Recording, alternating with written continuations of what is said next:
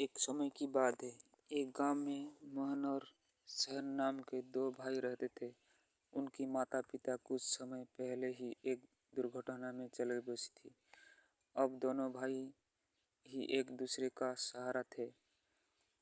मोहन सहन बड़ा था, इसलिए मोहन अपने भाई को हर जरूरत पूरी करना अपनी जिम्मेदारी मानता है।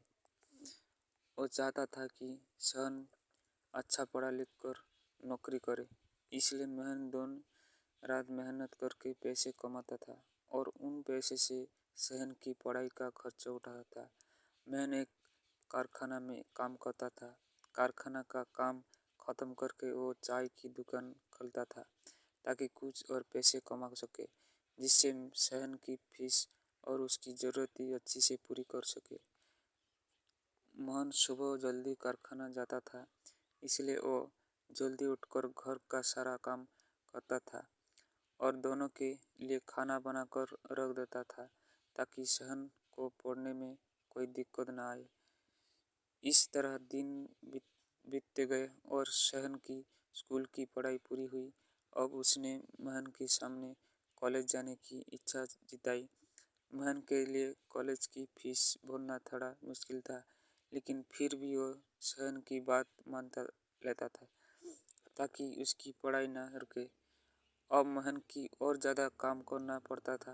मोहन रात के 12 बजे तक तो कारखाना और चाय की दुकान वाला काम खत्म करके घर आता था और सुबह जल्दी 5 बजे निकल जाता था। इस तरह समय गुजरा और सहन ने अपनी कॉलेज की पढ़ाई जारी रखी। वो कॉलेज में अच्छी से पढ़ने लगा। इधर मोहन दिन रात खून पसीना एक करके पैसे कमाता था। मोहन की नींद पूरी नहीं होने से वो कुछ बीमार सा रहने लगा था। फिर भी वो हर हाल में काम करता था। उसकी मन में एक ही उम्मीद थी कि सहन पढ़कर बड़ा आदमी बनेगा तो सब ठीक हो जाएगा और उसे इतना ज़्यादा काम भी नहीं करना पड़ेगा। इस तरह से 3 साल बीत गए। आज सहन के कॉलेज की पढ़ाई पूरी हुई और आज के कॉलेज का परिणाम आने वाला था। मोहन बहुत खुश था कि सहन बहुत अच्छे अंक से पास होगा।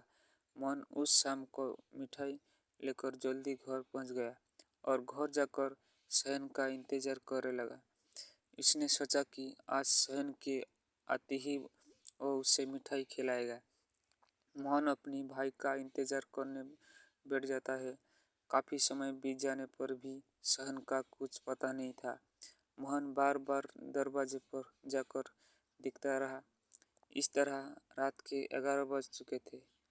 अब मोहन का भय बढ़ने लगा, लेकिन फिर भी उसने खुद को संभाला और कहा कि कैसा लड़का है, परिणाम अच्छा आया होगा, इसलिए दोस्तों के साथ पार्टी करने चला गया होगा और उसने भाई को ही भूला।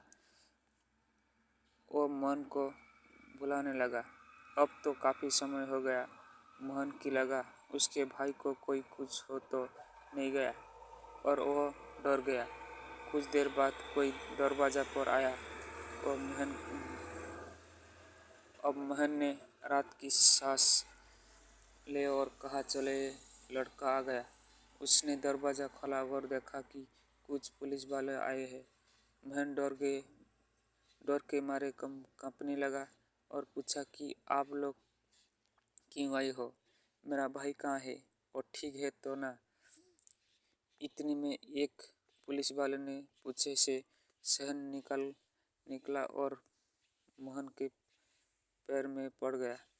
मोहन ने उसे उठाकर गले से लगा लिया और कहा, भगवान का शुक्रिया कि तू ठीक है, मैं तो बहुत डर गया था।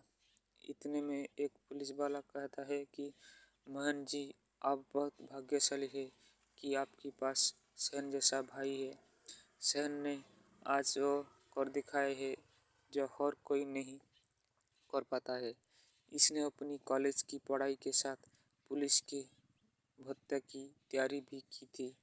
आज उसके परिणाम भी आई है। सहन ने दोनों परीक्षाओं में बहुत अच्छे अंक प्राप्त किए हैं। कुछ दिन बाद इसकी ट्रेनिंग शुरू होगी और फिर नौकरी पक्की हो जाएगी।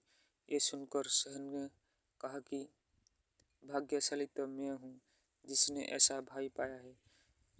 उन्होंने मेरी हर ज़रूरत को पूरा किया है और उसके लिए कड़ी मेहनत की।